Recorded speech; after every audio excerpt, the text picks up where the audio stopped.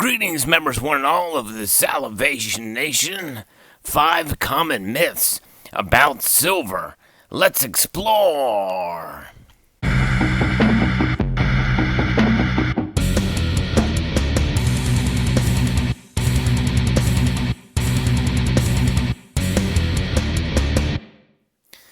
Silver is an amazing and fascinating metal. It has certainly intrigued mankind for thousands of years.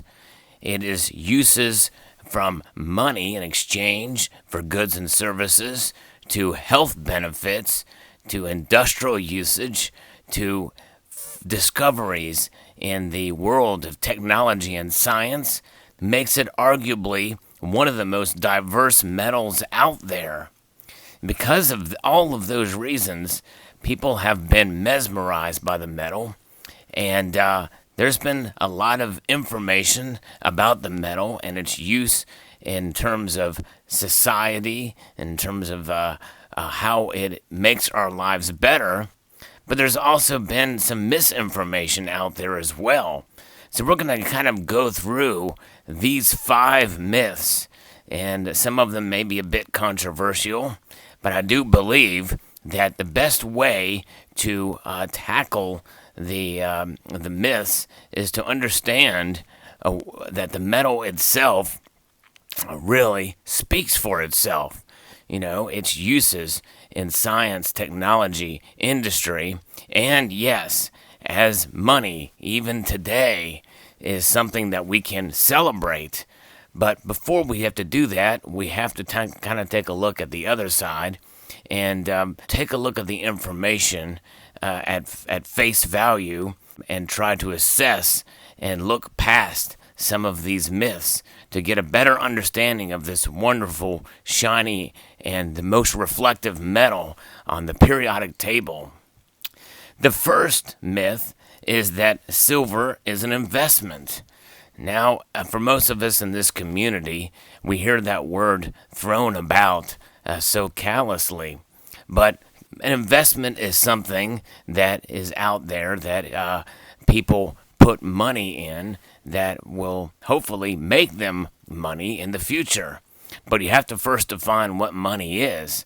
Money is something that's fungible, interchangeable, a store of value, and the like. And I do believe that silver indeed is money.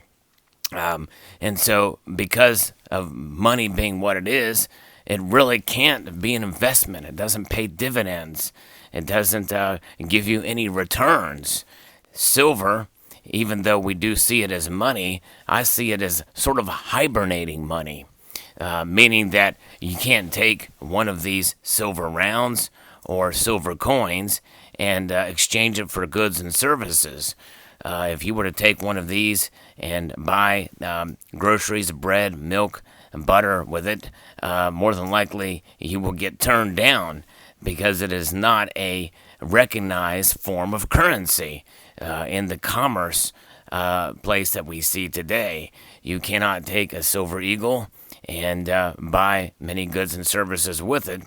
And so that is the problem with silver, is its illiquidity in that regard. And it's a very liquid metal. In other words, you can sell it very easily at the right place.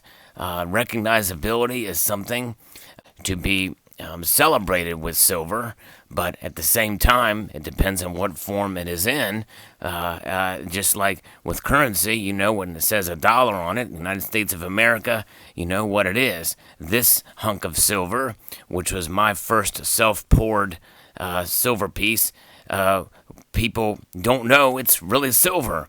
In fact, it would take some convincing for you, in many cases, to be assured that it is actually silver. It is silver. In fact, there's a video that shows me pouring this specific bar, but there's no other guarantee that this is silver. There's no markings on it, and even if there were, who knows if it's real or not. We have no confidence. But the metal itself, if you can verify the metal for what it is, then you know that it is silver. But make no mistake, silver It does not pay you dividends. It's not there to make you any money. So therefore, it cannot be an investment. But what it is it is a hedge. It is a hedge against economic instability, and in the long run, it is a preserver of wealth, and that can only be attained through certain methods. You have to know how to buy silver in order for it to preserve your wealth, which leads me to myth number 2, that silver will make you rich. That is sort of a build-up on point number 1, is that it's an investment, and that, investments make you money. Well, if number 1 is an investment is a myth, then certainly making you rich would make sense. That it's not, you're not going to get dividends. You're not going to get make more money on silver, the metal itself, in that regard. Now, there are certain collector pieces that if you time them right and you sell them, you can make money, but that money being made, or that currency being acquired from the sale of those particular collector pieces, is not really because of the silver itself, but it's because of the demand and the value, the numismatic value attained for the collector piece. And that's what numismatics is about, and that can make you a moneymaker. And silver is just what the material that it is made out of in order to do so. But the metal itself is not something that's going to make you rich, and certainly not an investment. It is about preserving your wealth in the long run. And how do you do that? Well, buying it the correct way.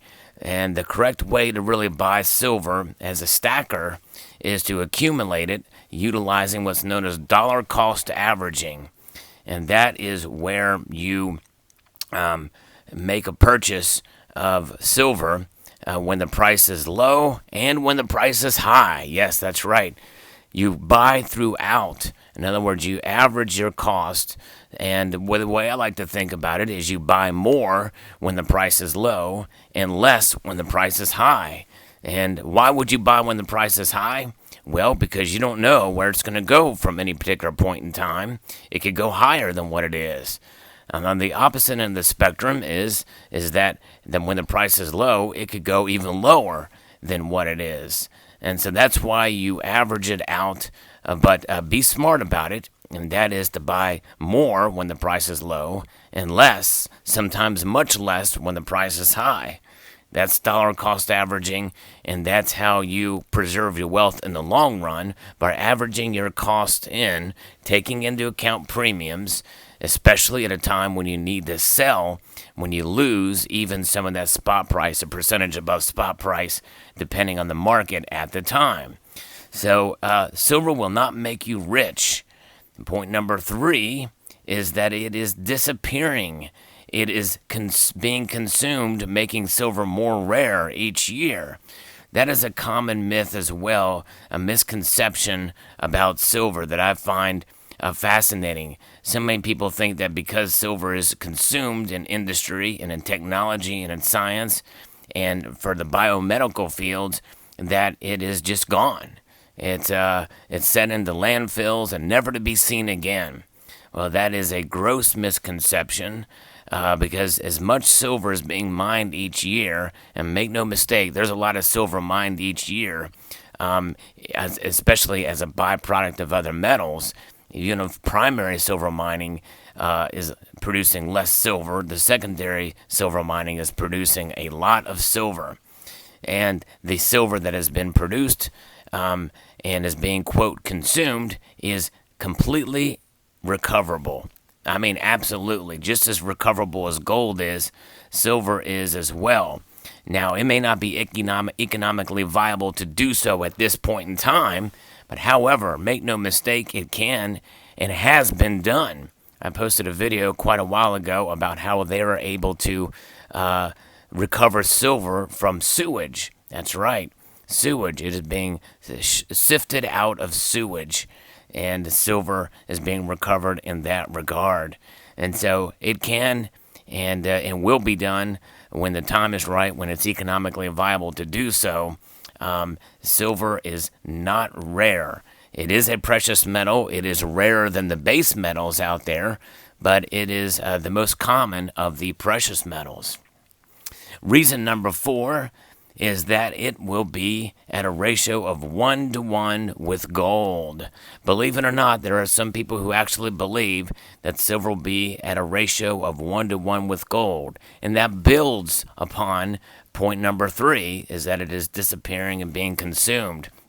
And there are some people that feel like silver's consumption will be so great that it will become a rare commodity, making it on par with gold in a 1-to-1 nature. Their argument is that gold is treasured. In other words, central bankers and other people are hoarding gold, and that gold is still there.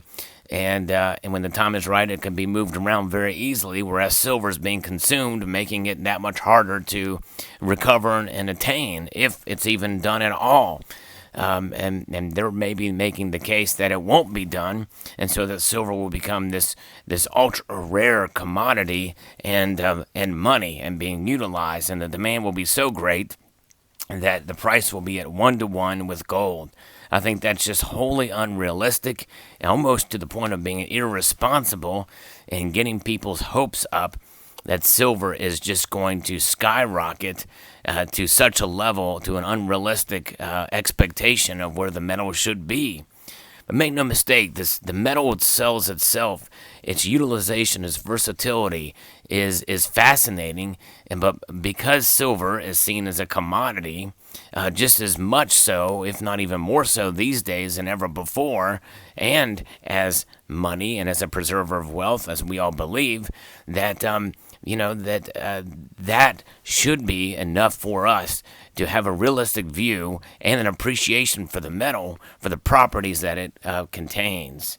And so that, I believe, is something that we can all get behind and be realistic, so that we're not disappointed if the price goes south, as it did a couple of months ago, as of the recording of this video.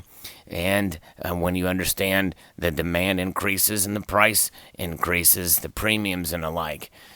Silver is still valued, it is still seen, and there is hope for it in that regard.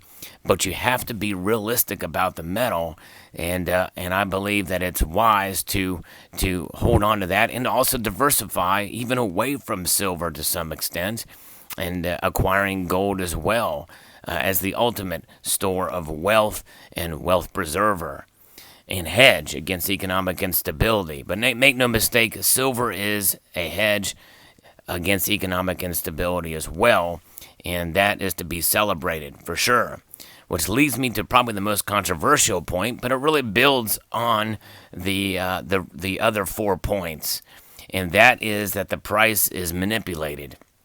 That is a myth that has been talked about extensively in this community, but it's not really been proven. Now, there is manipulation. I believe there is manipulation of both the gold and silver markets, and just as there is manipulation in any commodity, but manipulation can work both ways. In other words, price can be manipulated up, and it can be manipulated down, and it usually happens only for a short period of time in order for people, the ones that are doing the manipulating, to be able to earn a profit or make money on their transactions. And money can be made on the way up, and it can be made on the way down, and it usually doesn't last very long.